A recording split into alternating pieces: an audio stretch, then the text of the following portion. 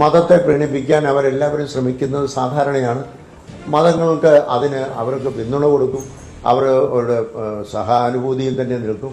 എന്നാൽ അതേ സമയത്ത് അതിൻ്റെ മാത്രം കൊണ്ടൊരു വിജയമൊന്നും ഉണ്ടാവും എന്ന് നമ്മൾ വിചാരിക്കുന്നില്ല. മതങ്ങൾ എല്ലാവരെയും സഹായിക്കുന്നുണ്ട്, ആരും മതത്തിനെയും സഹായിക്കുന്നുണ്ട്. നമ്മളെ സംബന്ധിച്ചിടത്തോളം അനർഹമായിരിക്കുന്ന ഒന്നും നമ്മൾ ആരോടും ചോദിച്ചിട്ടില്ല. നീതി വേണം, സത്യം വേണം, ഇത് മാത്രമേ നമ്മൾ പറയുന്നുള്ളൂ. അസത്യമായോ അനീതിയായോ ഏതെങ്കിലും കാര്യം ഓർത്തഡോക്സ് സഭ ചെയ്തു തരണമെന്ന് ഒരു ഗവൺമെൻറ് BJP-യോടോ UDF-നോടോ LDF-നോ നമ്മൾ ആവശ്യപ്പെടുന്നില്ല. നമുക്ക് അർഹമായിരിക്കുന്നത് ലഭിക്കണം. ആ അർഹമായത് ലഭിക്കാതിരുന്നാൽ അതിനെതിരെ നമ്മൾ ശബ്ദം. പക്ഷെ അതൊരു സമ്മർദ്ദമായിട്ട് വ്യാഖ്യാനിക്കപ്പെടില്ലേ പത്മാവ്?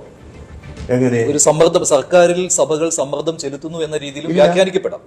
സർക്കാരിൽ സമ്മർദ്ദം ചെലുത്തുന്നില്ല, സർക്കാരിനോട് നീതിയുക്തമായി പ്രവർത്തിക്കണമെന്ന് നമ്മൾ ആവശ്യപ്പെടുന്നതാണ്. അതെങ്ങനെയാണ് സമ്മർദ്ദമാകുന്നത്? നമ്മൾക്ക് അർഹമല്ലാത്തത് ഏതെങ്കിലും സാധനം ചെയ്തു തരണമെന്ന് ആവശ്യപ്പെടുമ്പോൾ അതിൻ്റെ പുറകെ നടക്കുന്നതാണ് സമ്മർദ്ദമെന്ന് പറയുന്നത്. എനിക്ക് അർഹമായിരിക്കുന്നത് ലഭിക്കണമെന്ന് ആവശ്യപ്പെടുമ്പോൾ അത് സമ്മർദ്ദമാകുന്നത് എങ്ങനെയാണ്? അപ്പോൾ അങ്ങനെയാണ് JB കോശി കമ്മീഷൻ റിപ്പോർട്ട്. അത് ക്രൈസ്തവ ന്യൂനപക്ഷത്തിന് വേണ്ട കാര്യങ്ങളെക്കുറിച്ച് പഠിച്ച് തയ്യാറാക്കിയ ഒരു റിപ്പോർട്ടാണ്. ആ റിപ്പോർട്ട് സർക്കാർ പുറത്തുവിടുന്നില്ല. അങ്ങനെ ഒരു റിപ്പോർട്ട് ഉണ്ടാക്കാൻ ആവശ്യപ്പെട്ടത് സർക്കാർ ആവശ്യപ്പെട്ട ഒരു റിപ്പോർട്ടാണ്. അദ്ദേഹം ചുമ്മാതെ റിപ്പോർട്ട് ഉണ്ടാക്കിയതല്ല, സർക്കാർ ആവശ്യപ്പെട്ട് റിപ്പോർട്ട് ഉണ്ടാക്കിയതാണ്. അതനുസരിച്ച് വളരെ കഠിനാധ്വാനം ചെയ്ത് അദ്ദേഹം റിപ്പോർട്ട് ഉണ്ടാക്കി. ആ റിപ്പോർട്ടിൽ പറയുന്നത് എന്താണെന്ന് ആർക്കും അറിയാൻ പാടില്ല. ഇതുവരെ അത് പബ്ലിഷ് ചെയ്തിട്ടില്ല. പബ്ലിഷ് ചെയ്താൽ തന്നെ മാത്രമല്ല നമുക്ക് പ്രതികരിക്കാനൊക്കെ ഉള്ളൂ.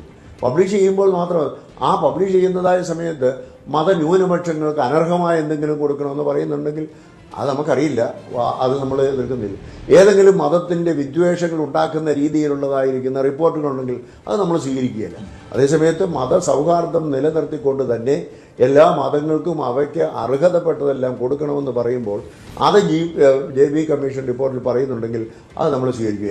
എന്തുകൊണ്ട് സർക്കാർ അത് പുറത്തുവിടുന്നില്ല? നമുക്കറിയില്ല എന്തുകൊണ്ട് പുറത്തുവിടുന്നില്ല. അതിനൊരു കാരണം ഇപ്പോൾ മതന്യൂനപക്ഷങ്ങളിൽ തമ്മിൽ ഒരു വേർതിരിവ് ഉണ്ടാകും എന്ന് സർക്കാരിനുള്ള ഭയം കൊണ്ടാണോ, അതോ മറ്റൊരു വിഭാഗത്തെ പ്രീണിപ്പിക്കുവാൻ വേണ്ടി സർക്കാർ ചെയ്യുന്നതാണ്? എന്തെങ്കിലും അതിലൊന്ന് വരുമല്ലേ എന്തായാലും? അത് സർക്കാരിന്റെ നിലപാട് എന്താണെന്ന് നമുക്കറിയില്ല. കാരണം എന്താണെന്ന് വെച്ചാൽ ഈ JB കമ്മീഷൻ റിപ്പോർട്ട് വായിച്ചിരിക്കുന്നത് സർക്കാരേ ഉള്ളൂ, നമ്മളാരും വായിച്ചിട്ടില്ല.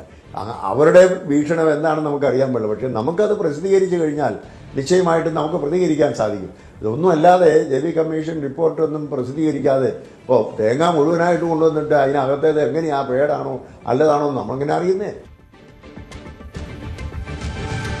ഇതാണ് എന്തായാലും ഓർത്തഡോക്സ് സഭയുടെ നിലപാടുകൾ. എന്തായാലും വളരെ പ്രധാനപ്പെട്ട ചില നിലപാടുകളാണ് അദ്ദേഹം സ്വീകരിക്കുന്നത്. ബെസേലിയസ് മാർത്തോമാ മാത്യൂസ് തൃതീയൻ കാത്തോലിക്ക ബാബ ഓർത്തഡോക്സ് സഭാധ്യക്ഷനാണ്.